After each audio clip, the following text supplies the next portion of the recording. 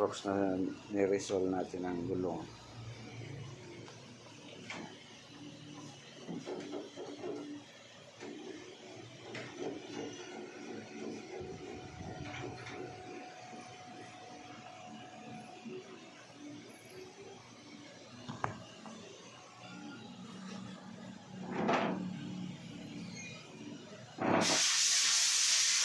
Medyo bumigat po siya pero yung sapatos style naman po ito, okay lang.